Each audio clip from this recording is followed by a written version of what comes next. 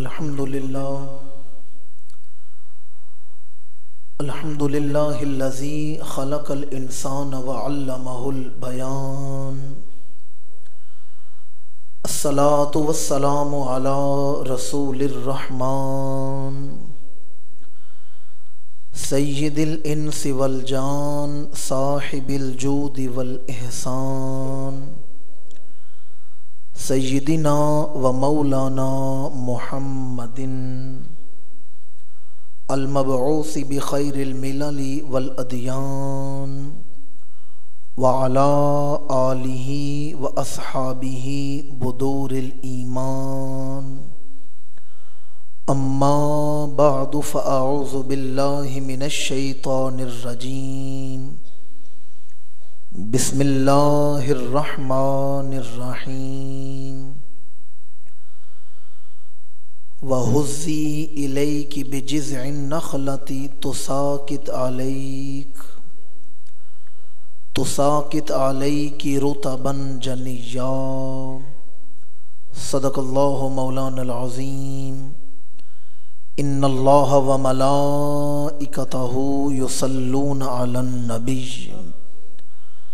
یا ایہا الذین آمنوا صلوا علیہ وسلموا تسلیما الصلاۃ والسلام علیک یا رسول اللہ وعلی آلک واصحابک یا حبیب اللہ الصلاۃ والسلام علیک یا خطیب الانبیاء والمرسلین وعلی آلک واصحابک یا رحمۃ للعالمین۔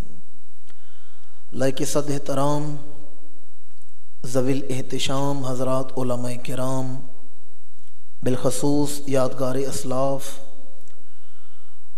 فخر العلماء حضرت علامہ مولانا الحاج قاری قاضی محمود صاحب نقشبندی مجددی دامت برکاتہم العالیہ، فخر السادات حضرت پیر سید احسن گیلانی شاہ صاحب زیدہ مجدہ، فخر اہل سنت مجاہد اہل سنت خطیب اسلام حضرت علامہ مولانا قاری نصر اللہ خان صاحب زیدہ مجدہ، عاشق رسالت مآب جناب محترم حافظ غلام حسین صاحب، عاشق رسالت مآب محترم حافظ منیر صاحب، دیگر انتہائی قابل احترام علماء کرام، برادران اسلام، حاضرین و سامعین، اللہ کریم کا شکر ہے کہ جس نے ہمیں ماہانہ درس قرآن حکیم کی اس روحانی محفل میں حاضری کی توفیق عطا فرمائی ہے۔ اللہ تعالی ہمارا یہاں جمع ہونا اپنی بارگاہ عالیہ میں قبول و منظور فرمائے۔ یہ جو دن جا رہے ہیں، ان دنوں کی نسبت غوث سمدانی، شہباز لامکانی، واقف اسرار ربانی، قندیل نورانی، والی بغداد، میر میراں، پیر پیراں، حضور شہنشاہ بغداد شیخ عبد القادر جیلانی الحسنی والحسینی قدس سرہ العزیز آپ کے ساتھ ہے۔ وقت بھی کافی ہو چکا ہے تو میں کوئی تمہید نہیں باندھوں گا، بلا تمہید اپنی گفتگو کا آغاز کر رہا ہوں۔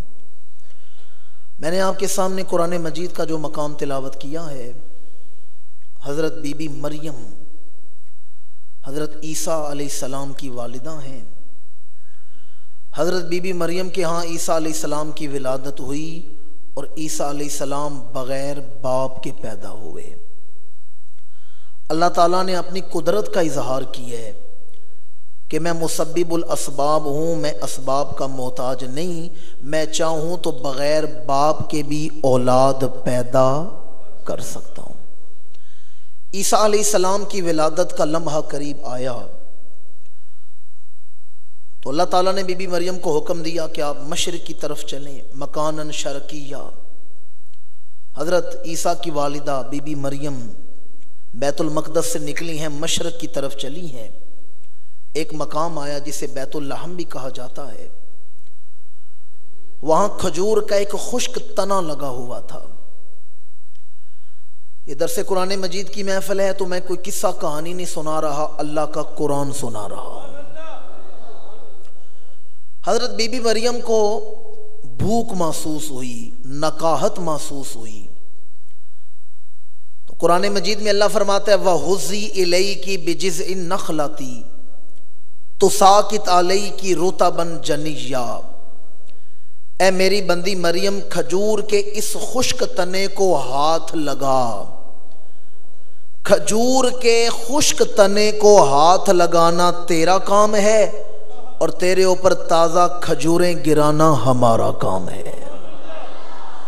حضرت بی بی مریم نے یوں ہاتھ لگایا، ہاتھ پیچھے کر لیا، تازہ کھجوریں گرنا شروع ہو گئیں۔ درس قرآن مجید کی محفل میں بیٹھنے والوں کیا خیال ہے، اللہ تعالیٰ چاہتا تو بی بی مریم کا ہاتھ لگائے بغیر کھجوریں گرا سکتا تھا یا نہیں؟ بولے نہیں آپ لوگ؟ اگر آپ کو تاریخ سے کچھ شغف ہو، علماء بیٹھے ہیں جانتے میں کیا کہنے لگا ہوں، جو رب بی بی مریم کو بند حجرے میں بے موسمی پھل کھلا سکتا ہے، بند حجرے میں بے موسمی پھل کھا رہی ہیں، وہ یہاں بھی تو کھجوریں گرا سکتا تھا۔ آگے بڑھیں، عیسیٰ علیہ السلام نے اعلان نبوت کیا، عیسیٰ علیہ السلام کی دعا پر اللہ آسمان سے کھانے اتار رہا ہے، تو ماں کے لیے بھی تو کھجوریں گرا سکتا تھا۔ اللہ تعالیٰ چاہتا تو جبریل کے ہاتھوں بھی پھل بھیج سکتا تھا، پر اللہ نے ہاتھ کیوں لگوایا ہے؟ میری بندی مریم تیرا ہاتھ لگے گا پھر کھجوریں گریں گی۔ یا اللہ تو علی کل شیء قدیر ہے، چاہتا تو بی بی مریم کا ہاتھ لگائے بغیر بھی کھجوریں گرا سکتا تھا، پر میں یہی تو تمہیں سمجھانا چاہتا ہوں، خشک درخت ہرے خدا ہی کرتا ہے، پر تب کرتا ہے جب کسی ولی کا ہاتھ لگ جاتا ہے۔ خشک درخت ہرے خدا ہی کرتا ہے، پر تب کرتا ہے جب کسی ولی کا ہاتھ لگ جاتا ہے۔ یہ ساؤنڈ کی گونج تھوڑی ختم کر دیں، سادہ آواز کر دیں۔ دوسرا نقطہ، ہمارے ہاں روحانیت میں اصطلاح بولی جاتی ہے طے زمانی۔ کیا بولا جاتا ہے؟ طے لسانی بھی ہے، طے مکانی بھی ہے، طے زمانی بھی ہے۔ یہاں طے زمانی کا اظہار ہوا ہے۔ طے زمانی کیا ہے؟ تھوڑے وقت میں زیادہ کام۔ طے مکانی کیا ہے؟ تھوڑے وقت میں زیادہ فاصلہ طے کر جانا۔ طے لسانی کیا ہے؟ تھوڑے وقت میں زیادہ کلام پہنچا دینا۔ طے زمانی، بعض لوگ اس کو نہیں مانتے، مجھے بتائیں، آپ کے ہاں تو زمینیں بھی ہیں، میری بات سمجھ جائیں گے۔ ایک ہے کسی پودے کا بیج لگانا، اس بیج سے پودا نکلے، پھر وہ تنا بنے، تنے پر شاخیں لگیں، شاخوں پر بور لگے، بور سے پھل بنے، اور پھر پھل پک کے زمین پر گرے۔ ایک یہ پروسیس ہے، اور دوسرا پروسیس یہ ہے کہ کھجور کا خشک تنا ہے۔ کون سا تنا ہے؟ جڑیں مردہ ہو چکی ہیں، خشک تنا ہے، اس پر دوبارہ محنت کریں، کھاد ڈالیں، پانی ڈالیں، اس کی جڑیں زندہ ہوں، زمین سے نمکیات حاصل کریں، پھر تنا زندہ ہو، پھر شاخیں لگیں، پھر بور لگے، پھر پھل لگے، پھر پھل پک کے گرنا شروع ہو جائے۔ یہ ایک لمحے کا کام، یہ ایک مہینے کا کام، یہ تو سالوں کا کام ہے۔ پر حضرت بی بی مریم نے ہاتھ لگایا تو وقت کتنا لگا ہے۔ یہ انسان کا فطرتی مقام ہے، یہاں سے ہاتھ اٹھا کر تنے کو لگائیں، ہاتھ واپس کر لیں، وقت کتنا لگتا ہے؟ ایک تو لمحہ۔ حضرت بی بی مریم نے اپنے فطرتی مقام سے ہاتھ اٹھا کر ہاتھ واپس لایا ہے۔ ان دو لمحوں میں ہوا کیا ہے؟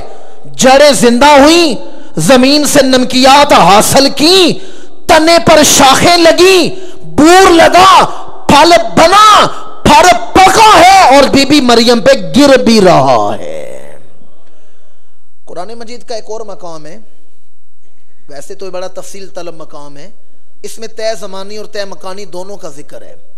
حضرت سلیمان علیہ السلام اپنے دربار میں بیٹھ کے فرماتے ہیں، کون ہے جو ملکہ بلقیس کا تخت لے کر آئے گا؟ ملک سبا کی عورت تھی ملکہ بلقیس، اس کی فوج کے 12,000 جرنیل تھے، نیچے لاکھوں کی فوج ہے۔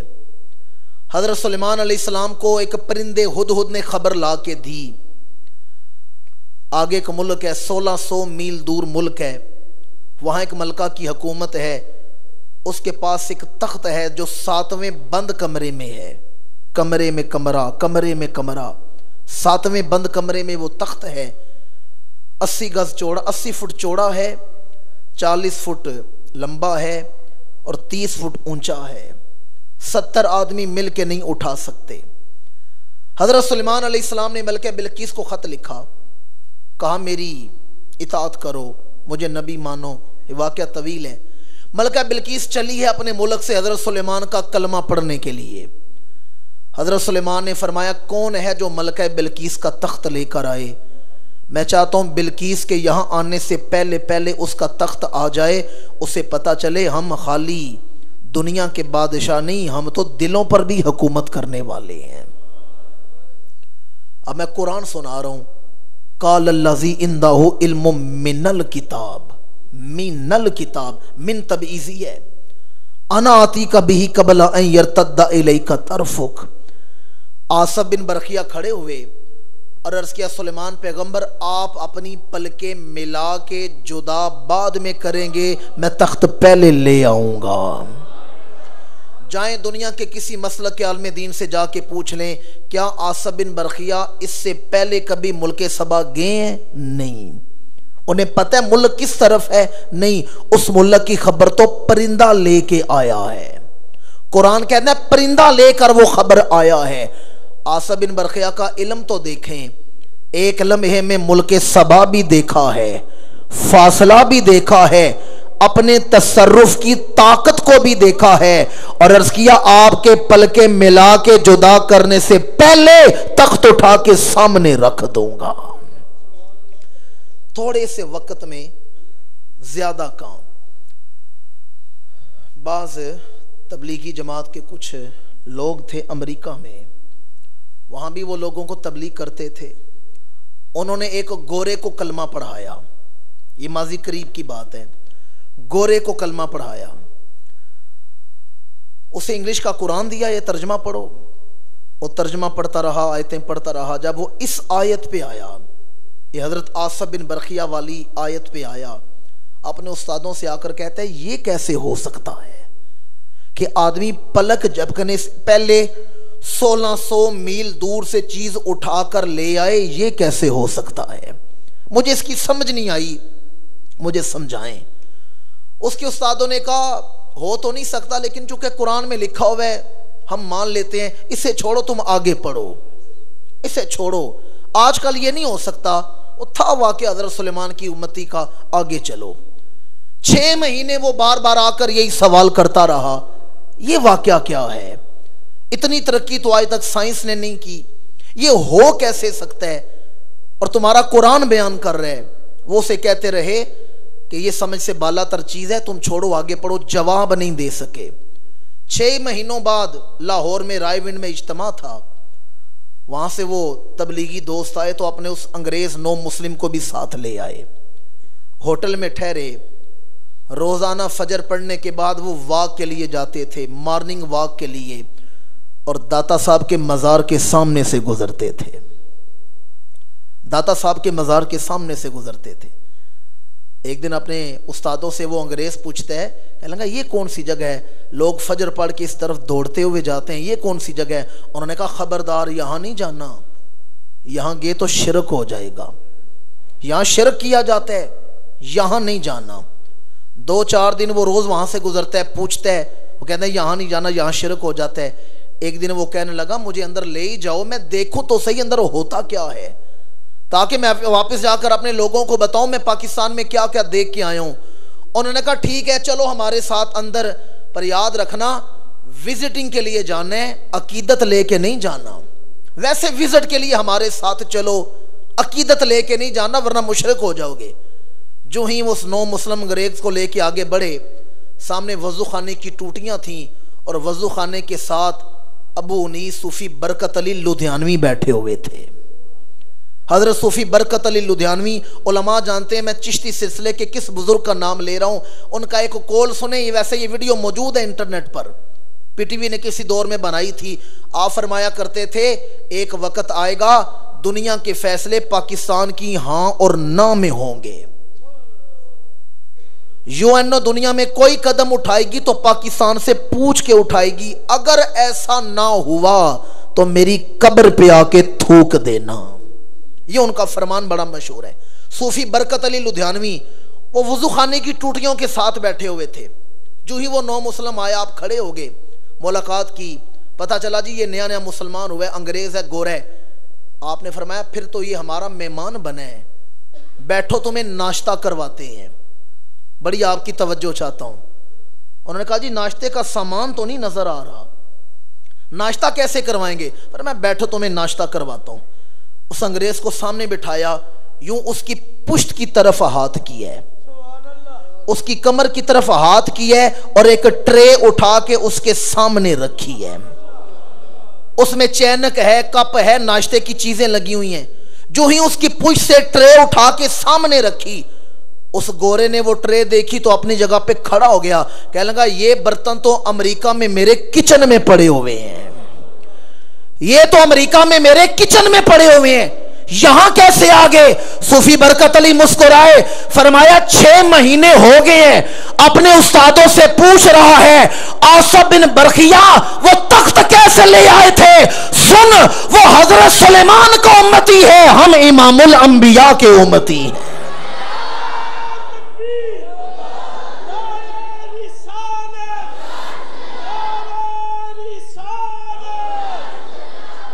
یہ واقعہ ماضی قریب اخباروں میں چھپا ہے، کتابوں میں شائع ہوا۔ فرمایا 6 مہینے ہو گئے، اپنے استادوں سے پوچھ رہا ہے ایک لمحے میں اتنا سفر کیسے کیا جا سکتا ہے؟ وہ حضرت سلیمان کے درباری ہیں، ہم دربار محمدی کے نوکر ہیں۔ طے زمانی تھوڑے وقت میں زیادہ کام۔ قرآن مجید کی آیت سے دلیل مل رہی ہے کہ بی بی مریم نے ہاتھ لگا کر ابھی واپس نہیں لایا، کھجوریں گرنا شروع ہو گئیں۔ ولی کے ہاتھ کو اللہ نے بڑی عظمتیں عطا کی ہیں، اور حضور شہنشاہ بغداد سیدنا غوث اعظم کے ہاتھ کی برکت کے لیے مجھے کوئی زیادہ بحث کرنے کی ضرورت نہیں، ایک جملہ کہنے لگا ہوں، اللہ کرے آپ وہاں پہنچے جائیں جہاں میں آپ کو لے کے جانا چاہتا ہوں۔ میں کہتا ہوں جن کا قدم ولیوں کی گردنوں پر ہے ان کے ہاتھ کی طاقت کا عالم کیا ہوگا؟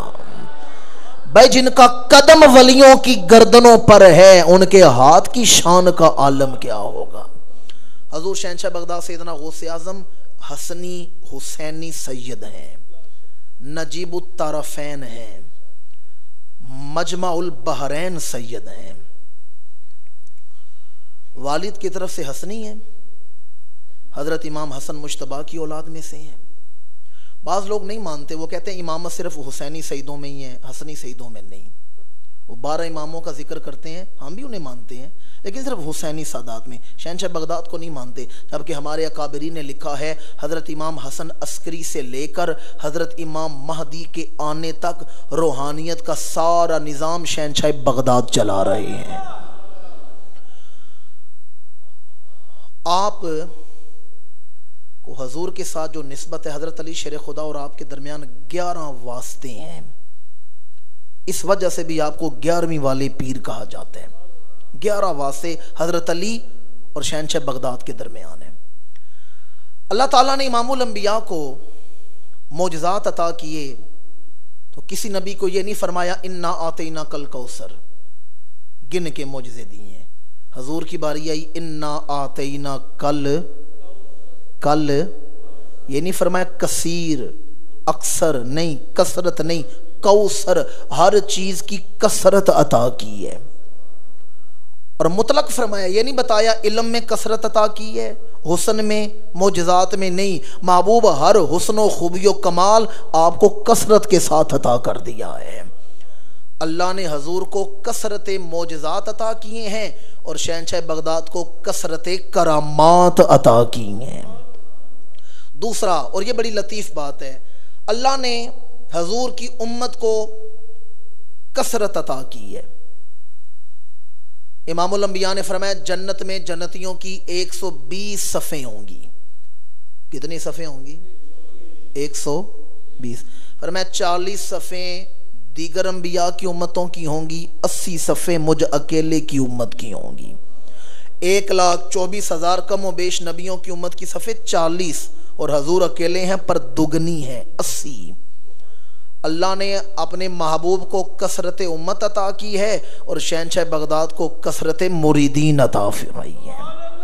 جہاں جہاں زندگی سانس لے رہی ہے وہاں شہنشاہ بغداد کے مرید آپ کو نظر آئیں گے.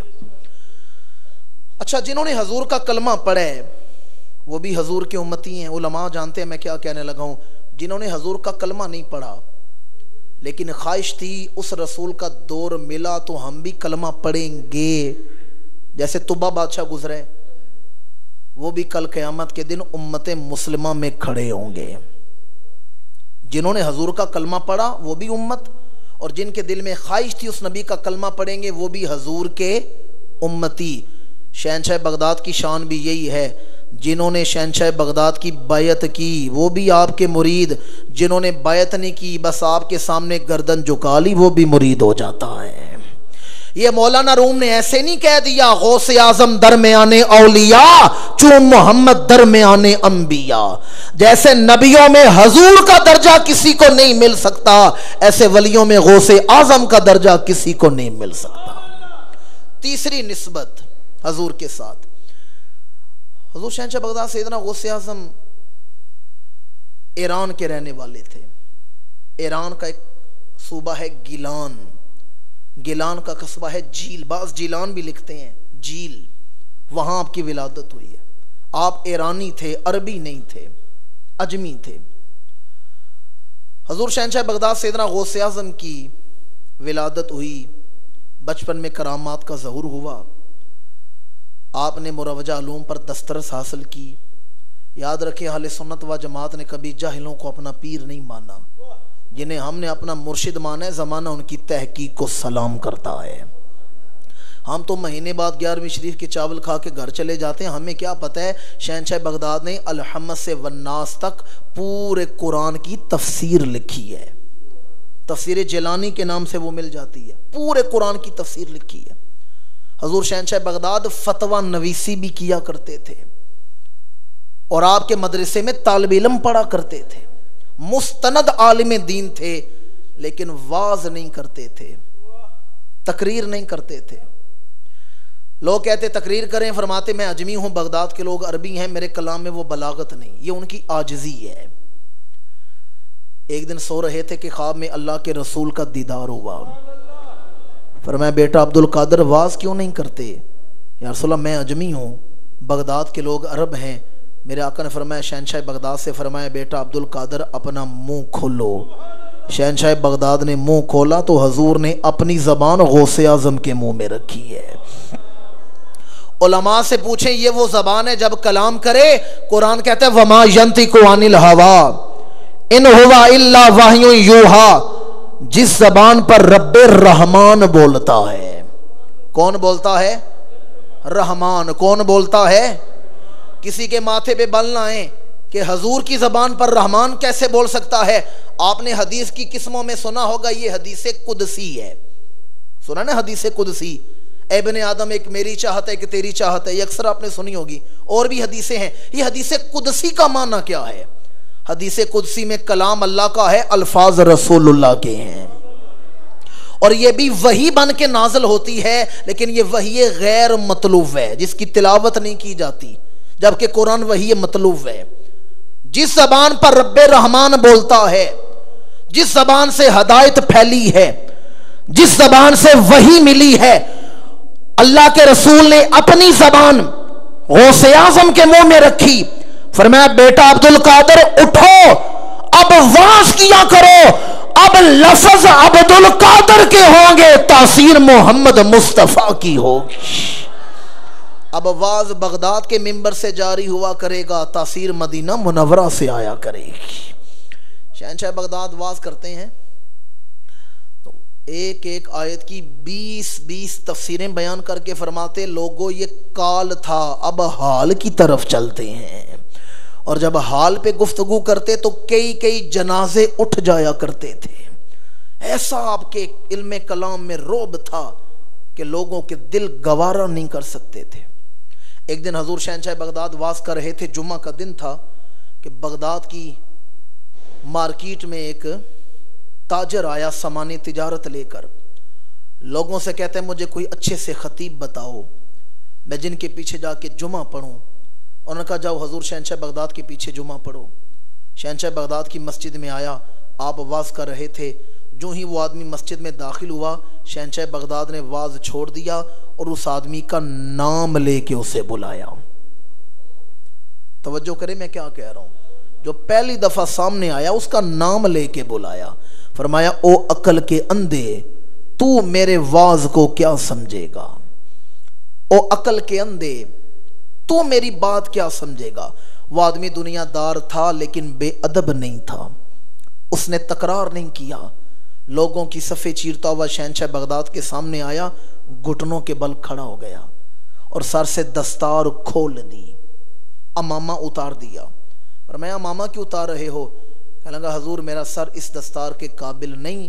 آپ نے فرمایا عقل کے اندھے، میں خالی عقل کا ہی اندھا نہیں، میں دل کا بھی اندھا ہوں، میں تو دل کا بھی نابینا ہوں۔ جب شہنشاہ بغداد نے اس کی عاجزی دیکھی تو پیار آ گیا۔ ولیوں کے پاس ہے سب کچھ مگر لینے کا چاہیے ڈھب کچھ، بہت جانچ لیتے ہیں دیتے ہیں تب کچھ۔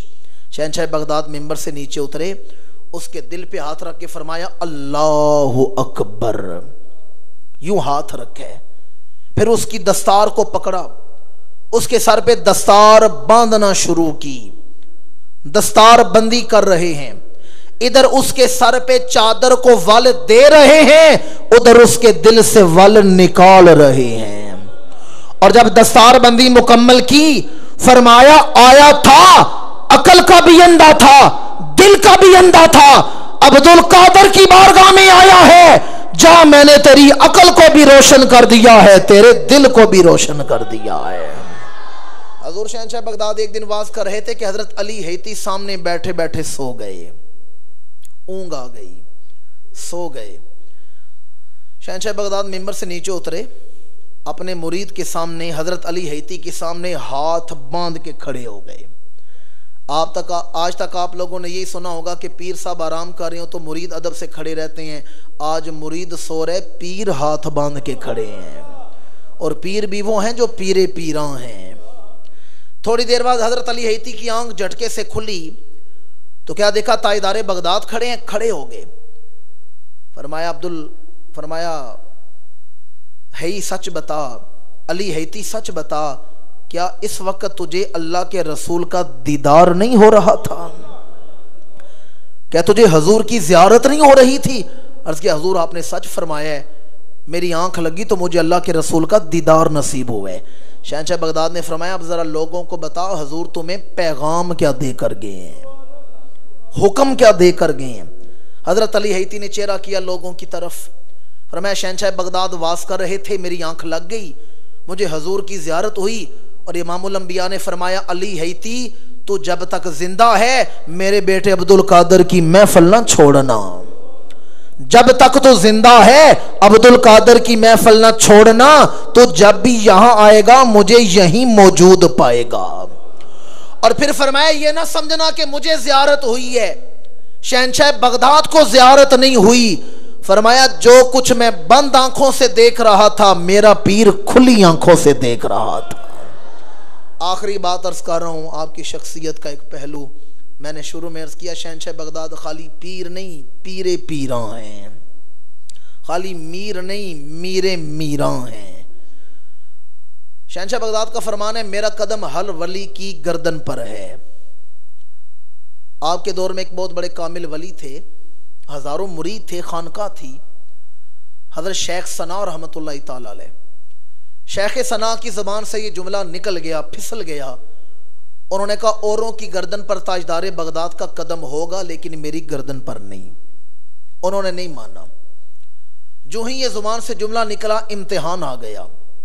امتحان یہ آیا کہ ایک عیسائی عورت سے محبت ہو گئی، خانقاہ چھوڑ دی، مرید چھوڑ دیے، عورت کے پیچھے چل دیے۔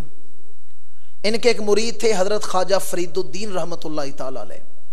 جب انہوں نے دیکھا نا میرا پیر تو بربادی کے راستے پہ چل پڑے، خانقاہ چھوڑ دی، مرید چھوڑ دیے، وہ سیدھا حضور غوث اعظم کی بارگاہ میں آ گئے.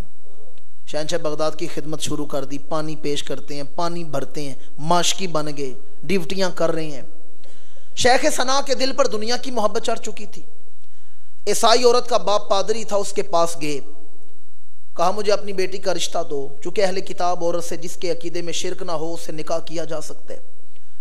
جو حضرت عیسیٰ کو اللہ کا بیٹا نہ مانے، عیسائیوں میں کچھ ایسے گروہ بھی ہیں، فرقے ہیں جو عیسیٰ کو اللہ کا نبی مانتے ہیں، بیٹا نہیں مانتے، ان سے نکاح کیا جا سکتا ہے. تو حضرت عیسیٰ کے اس ماننے والے پادری سے شیخ ثنا نے کہا کہ مجھے اپنی بیٹی کا رشتہ دو. اس نے کہا ٹھیک ہے میں آپ کو رشتہ دیتا ہوں، پر میری 2 شرطیں ماننی پڑیں گی. میرے سامنے خنزیر کا گوشت بھی کھانا ہے اور شراب بھی پینی ہے. یہ 2 کام کرو میں تمہیں بیٹی کا رشتہ دے دیتا ہوں. یہ کہہ کر دونوں چیزیں لا کے سامنے رکھ دی. خنزیر کا گوشت بھی پکا کے رکھ دیا اور شراب کا پیالہ بھی رکھ دیا. چونکہ دل پہ دنیا کا زنگ چڑھ چکا تھا، شیخ ثنا نے شراب کا پیالہ اٹھایا، ہونٹوں کے قریب لا رہے ہیں، شراب پینے لگے ہیں. درس قرآن مجید کی محفل میں بیٹھنے والوں، بڑی آپ کی توجہ کا طالب ہوں. ادھر پیر شراب پینے لگا ہے، ادھر مرید غوث اعظم کو وضو کروا رہا ہے. شہنشاہ بغداد پانی کی دھار پہ وضو کر رہے ہیں، کوزے سے وضو کروا رہے تھے. وضو کرتے کرتے شہنشاہ بغداد نے ہاتھ پیچھے کر لیے، وضو کرتے کرتے ہاتھ پیچھے کر لیے اور فرمایا کسی کا مرشد ڈوب رہا ہے، کسی کا پیر تباہ ہو رہا ہے. خواجہ فرید الدین جو وضو کروا رہے تھے مسکرا کے کہتے ہیں حضور مرید بھی اسی لیے وضو کروا رہے میرے پیر کو تباہ ہونے سے بچایا جائے. میں جو آپ کا ماشکی بنا ہوں، میں جو آپ کا پانی بھر رہا ہوں، اسی لیے بھر رہا ہوں میرے پیر کو بچایا جائے. شہنشاہ بغداد نے اسی کوزے سے پانی لیا، اللہ اکبر فرما کر پانی اس علاقے کی طرف پھینکا جہاں شیخ ثنا شراب پینے لگے تھے. پانی کے چھینٹے سینے پہ آ کے لگے. کسی کے دل میں شک نہ پیدا ہو، ابھی میں نے ایک واقعہ سنایا، سلیمان علیہ السلام کا امتی برے دربار میں ایک دفعہ اللہ کہتا ہے 1600 میل دور سے تخت اٹھا کے سامنے رکھ دیتا ہے.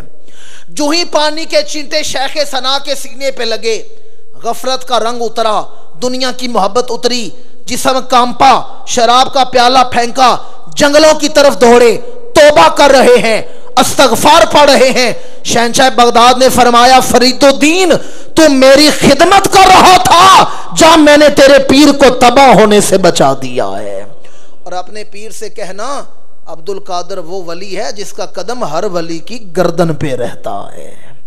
حضور شہنشاہ بغداد سیدنا غوث اعظم شیخ عبد القادر جیلانی قدس سرہ العزیز. چند دن پہلے میں ہندوستان تاجدار فقر و ولایت انتخاب رسول شیخ احمد سرہندی حضرت مجدد الفسانی رحمۃ اللہ تعالی علیہ آپ کی بارگاہ میں حاظر ہوا اور آستان عالی علی پور سیدہ لاسانی دربار گوہربار کے گل خوشتر فخر و سعادت حضرت پیر سید ظفر اقبال شاہ صاحب آپ بھی وہاں تھے. ان سے بھی خدمت اور ملاقات کا موقع نصیب ہوا. حضرت امام ربانی نے شہنشاہ بغداد کی شان میں ایک کلام کیا ہے. امام ربانی فرماتے ہیں آپ کے بیٹے منا طاہر لاہوری کے شاگرد تھے. حضرت مجدد الفسانی شیخ سرہندی کے بیٹے منا طاہر لاہوری کے شاگرد تھے. ایک دن اپنے بیٹوں سے کہا اپنے استاد کے ماتھے پہ نگاہ کر کے دیکھنا کیا لکھا ہوا ہے. یاد رکھیں ہم میں سے ہر آدمی کا فیصلہ اس کے ماتھے پہ لکھا ہوا ہے، پر پڑھنے والی نظر چاہیے. ہمارے ماتھے پر ہمارا فیصلہ لکھا ہوا ہے. وہ بیٹے گئے، کشف کی نگاہ سے دیکھا، گھر آئے، کہا ابا جان ہمارے استاد کے ماتھے پہ لکھا ہوا ہے یہ بدبخت ہے، شقی ہے. ابا جان قیامت کے دن لوگ کیا کہیں گے؟ امام ربانی کے بیٹوں کا استاد دوزخ میں جا رہا ہے. نسبت سے تو قسمت بدل جاتی ہے. رات ہمارے استاد کے لیے دعا کریں اللہ اس کی تقدیر بدل دے. امام ربانی رات کے وقت تہجد کے لیے اٹھے، تہجد ادا کی، دعا مانگنے لگے. بیٹوں کا سوال یاد آ گیا. دعا مانگی یا اللہ मुन्ना ताहिर लाहौरी की तकदीर बदल दे। आगे से जवाब आया ये तकदीर मुबरम है, ये नहीं बदल सकती। तकदीर की कुछ किस्में हैं। एक है तकदीर मुअल्लक, सदका दें वो बदल जाती है, दुआ करें बदल जाती है, लेकिन तकदीर मुबरम नहीं बदलती, वो अटल है, वो नहीं बदलती। इमाम रब्बानी ने 3 दफ़ा दुआ मांगी, या अल्लाह मुन्ना ताहिर लाहौरी की तकदीर बदल दे। जवाब आया तकदीर मुबरम है, बदल नहीं सकती। 3 दफ़ा दुआ मांगी। इमाम रब्बानी फरमाते हैं अचानक मुझे याद आया उम्मत मुहम्मदिया के वलियों में एक शहनशाह बगदाद वो वली हैं, उस मर्तबा फर्दियत पर फाइज हैं, इनके वसीले से दुआ मांगो, अल्लाह तकदीर मुबरम भी टाल देता है। और ये वजीफा भी लेकर चले जाएं। फरमाया मैंने दुआ मांगी, या अल्लाह तुझे वास्ता है शहनशाह बगदाद की विलायत का, शेख अब्दुल कादिर जिलानी के ज़ुहद व वरा, लिल्लाहियत खशियत का, इबादत का, मुन्ना ताहिर लाहौरी की तकदीर बदल दे। जवाब आया अहमद सरहंदी, अब्दुल कादिर जिलानी की विलायत का सदका हमने ताहिर लाहौरी की तकदीर को बदल के रख दिया है। आप कहेंगे ये कैसे हो सकता है? मैं कुरान पढ़ रहा हूँ, यमहुल्लाहु मा यशाउ व युस्बित व इंदहु उम्मुल किताब। कुरान कहते हैं अल्लाह जिसे चाहता है मिटाता है, जिसे चाहता है साबित रखता है। व इंदहु उम्मुल किताब, और तकदीरों की किताब अल्लाह के पास है। किसके पास है? यमहुल्ला, अल्लाह मिटाता है, व युस्बित, और साबित रखता है। भाई जिसे अल्लाह चाहे मिटा दे, जिसे साबित रखे। अच्छा मिटाई तो वो चीज़ आती है जो गलत लिखी हुई हो, हम मिटाकर दुरुस्त करते हैं। अल्लाह ने पहले गलत लिखी थी जो मिटा रहा है? नहीं, अल्लाह लिखता दुरुस्त है, पर जब अल्लाह का कोई प्यारा हाथ उठा देता है अल्लाह तकदीर के कलम बदल देता है। सुबह बेटे उठे, उस्ताद को देखा, वापस आके अर्ज किया अब्बाजान हमारे उस्ताद के माथे पे लिखा हुआ है हाजा सईदुन, ये खुशबख्त हो चुका है। ये वजीफा भी ले जाएं, जहाँ कोई मसले का हल ना समझ आता हो वहाँ 2 नफल पढ़ें, हजूर शहनशाह बगदाद को इसाले सवाब करें और आपकी विलायत के सदके से दुआ मांगें, अल्लाह तकदीर मुबरम तक टाल देता है। ये जुमला, ये आपकी शख्सियत का पहलू आप तक पहुँचाना मेरा फ़र्ज़ मनसबी है, चूँकि हम एक इदारे में बैठे हुए हैं। और आज हमारे माशरे में ये जिन वलियों का नाम आता है तो निगाहें अदब से झुक जाती हैं। इन्होंने पहले मदरसों में तालिब इल्मी भी की है।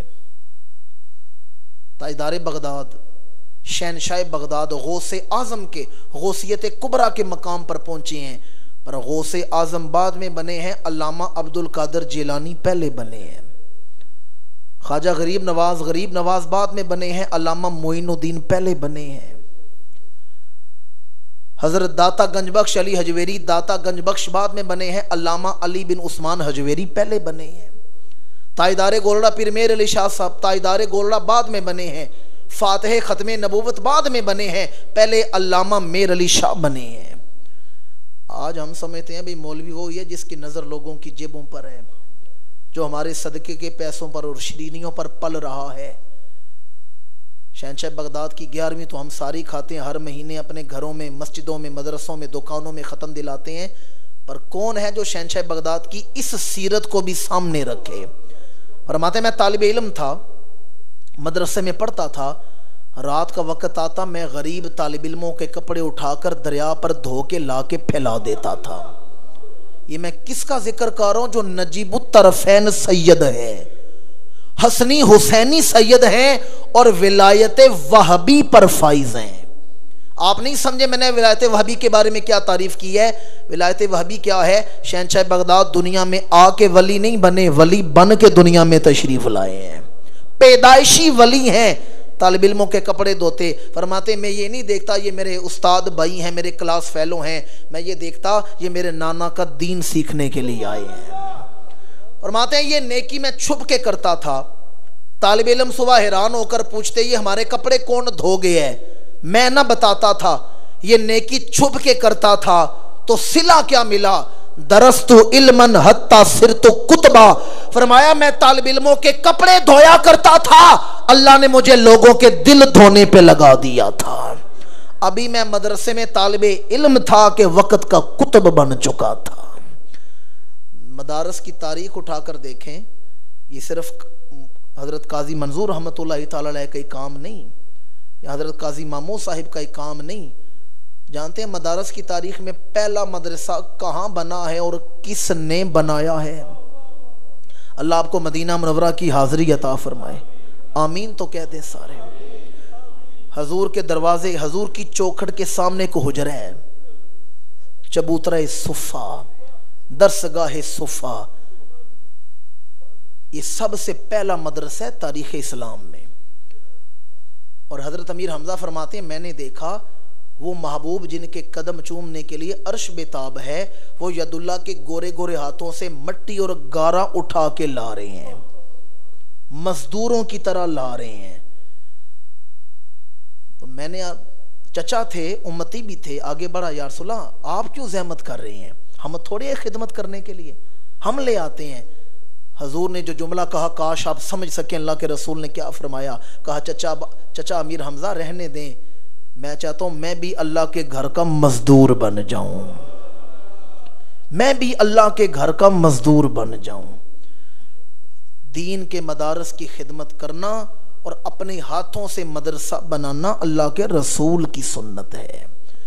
آج ہمارے معاشرے میں دین کے طالب علموں کو کس نگاہ سے دیکھا جاتا ہے؟ ہم کہا جاتا ہے یہ بیکورڈ لوگ ہیں، دکیاں نوسی لوگ ہیں، انہیں کیا پتا دنیا کہاں چلی گئی ہے۔ دین، عقیدہ، آخرت بچے گی تو ان مدرسوں سے بچے گی۔ میں اپنی گفتگو یہیں سمیٹ رہا ہوں، اگرچہ میرا موضوع شہنشاہ بغداد کی شخصیت ایسی ہے، کرامات کا باب شروع کروں تو بے کراں سمندر ہے، بحر بے کراں ہے، اور وقت بھی دامن میں وسعت نہیں رکھتا۔ میں یہی موضوع سمیٹ رہا ہوں۔ حضور شہنشاہ بغداد سیدنا غوث اعظم کے امت مسلمہ پر ایسے احسانات ہیں، یہ ہو نہیں سکتا آپ کی شخصیت، آپ کے عرس کے سالانہ ختم پاک کے دن قریب آئیں اور امت مسلمہ انہیں یاد نہ کرے۔ مجھے حضرت علامہ الحاج قاضی مامو صاحب نے حکم دیا کہ چند گھڑیاں چونکہ عشرہ غوث الورا جاری ہے تو والی بغداد کا ذکر خیر کرنا ہے۔ دعا گو ہوں اللہ تعالیٰ تاجدار بغداد کے عبادت، زہد و ورا کا صدقہ ہمیں دین متین کی محبت عطا فرمائے، جب تک زندہ ہیں دین پر ثابت قدمی عطا فرمائے، خاتمہ ہو تو ایمان پر خاتمہ عطا فرمائے۔ وما علینا الا البلاغ المبین۔ درود پاک تمام احباب محبت سے پڑھیے، صلی اللہ علیہ یا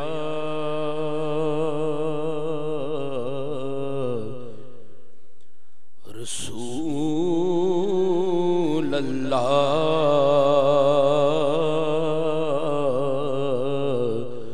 وسلم علیک یا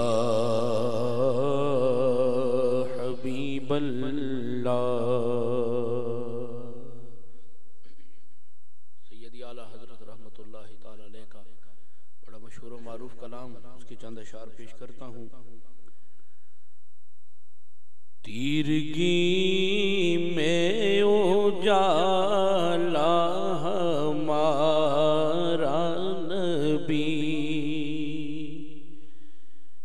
تیرگی میں اجالا ہمارا نبی، مل کے پڑھیے، تیرگی میں اجالا ہمارا نبی، روشنی کا حوالہ ہمارا نبی، روشنی کا حوالہ ہمارا نبی، غیب دا کملی والا ہمارا نبی، سب سے اولا اعلیٰ ہمارا نبی، سب سے اولا اعلیٰ ہمارا نبی، سب سے بالا والا ہمارا نبی، مل کے پڑھیے، سب سے اولا اعلیٰ ہمارا سب سے بالا والا بحر غم میں کنارہ ہمارا نبی بحر غم میں کنارہ ہمارا نبی چشم عالم کا تارا ہمارا نبی آمنہ کا دولارا ہمارا نبی اپنے مولا کا پیارا ہمارا نبی اپنے مولا کا پیارا ہمارا نبی دونوں عالم کا دولہا ہمارا نبی دونوں عالم کا دولہا ہمارا نبی سب سے اعلیٰ ہمارا نبی سب سے بالا والا جس کے جلووں کے طالب کلیم و خلیل جس کے جلووں کے طالب کلیم و خلیل خالق دو جہاں کی جو روشن دلیل جس پہ قربان جعفر علی و عقیل جس کی دو بوند ہے کوثر و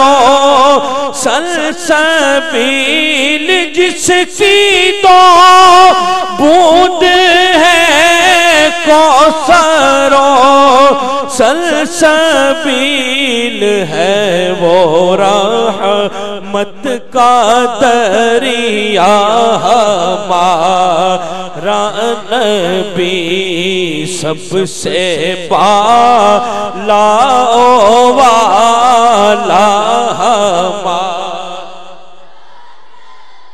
سید اعلیٰ حضرت رحمت اللہ تعالیٰ علیہ کا یہ جو کلام ہے اس کی یہ تنظمین پیر سید نصیر الدین نصیر شاہ صاحب نے لکھی بڑا خوبصورت شعر لکھا سنیے در پہ غیروں کے زحمت نہ فرمائیے در پہ غیروں کے زحمت نہ فرمائیے بھیک لینے مدینے چلے جائیے بھیک لینے مدینے چلے جائی مل کے پڑھیے بھیک لینے مدینے چلے جائیے ارے کوئی دیتا ہے تو سامنے لائیے کون دیتا ہے دینے کو منہ چاہیے کون دیتا ہے دینے کو منہ چاہیے دینے والا ہے سچا ہمارا نبی دینے والا ہے سچا ہمارا غمزدوں کو رضا مجدہ دیجئے کہ ہے غمزدوں کو رضا مجدہ دیجے کہ ہے غمزدوں کو رضا مجدہ دیجے کہ ہے بے کسوں کا سہارا ہمارا